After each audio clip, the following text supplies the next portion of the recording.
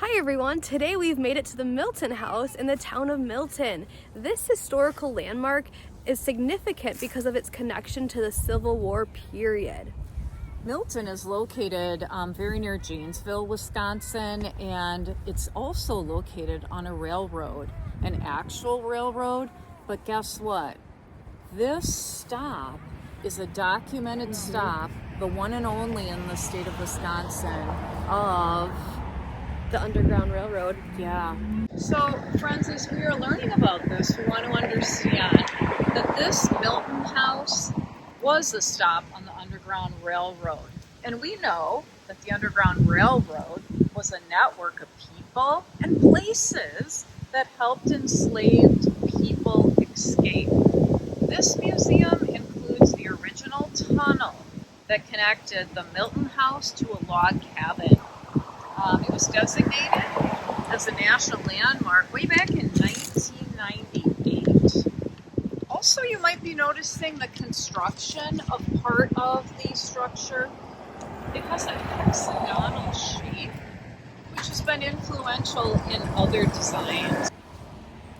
Right now we're at the back of the property of the Milton House, and we just talked with Nick, who's a big supporter of this property, and he's invited us to come on inside and take a look at a replica of what it looked like back in the day. We're so lucky to have connected with him, so come on in with us to learn more. This is a model of the building, and you can see it's kind of in two chunks. So there's the hexagon part of the building, which was the hotel. And originally the first two floors of that were built in the 1840s, 1844. And then after that, as the town grew and as the business grew here, they added on what they're calling the business block down here in the third story. The first two stories were when it was a stage stop, and then they added on as it went from there. The family that was responsible for this building is the Goodriches. So it was a stage stop for a while. They ran 25 stages through here a day.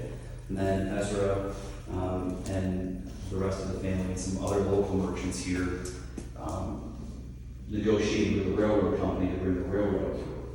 And so that's the way that they kind of got the traffic through here. So they were interested in doing an economic settlement as well as sort of a religious settlement. You can see the train stop is right there also. Okay, so basically here's the skinny on the site.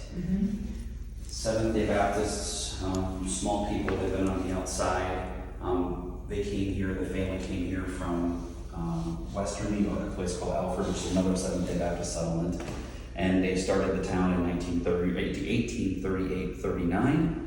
And when they came, the idea was to set up not only a religious, like a city on a hill thing, but also like an actual functional settlement.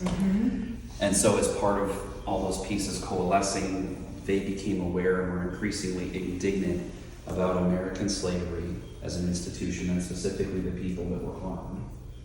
And ultimately did participate in already confirmed Underground Railroad site in Wisconsin. And it's the only one that you can actually visit that's a confirmed site. And so if you were to take the full 50-cent tour, what you would get is this kind of broader, sweeter narrative. There is a channel downstairs. There's long-term stories that are less substantiated with the one gentleman, Andrew Pratt, who was definitely here seeking freedom.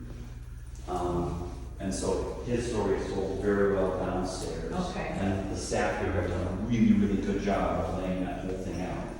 But basically what happened here was because of the nature of this community, they stood up and made sure that nothing happened to Mr. Pratt as he was kind of in this kind of a weird state. He fled the state of Missouri.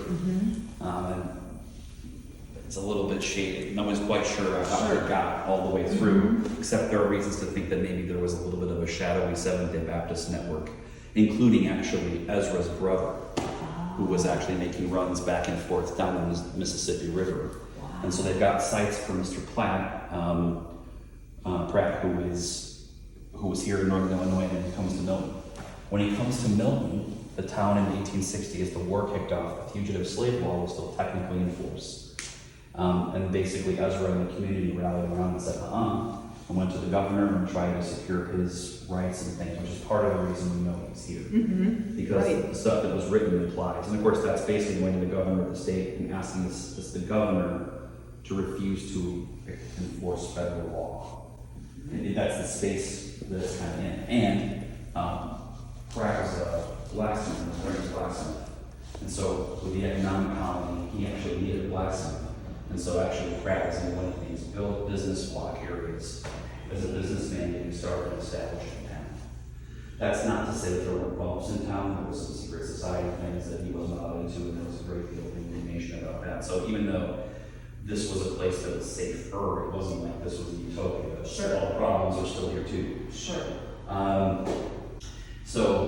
The site, you know, obviously, if you go through it, there's a tour of the hotel itself, and then there's a bit of discussion about the business block and some cool things there.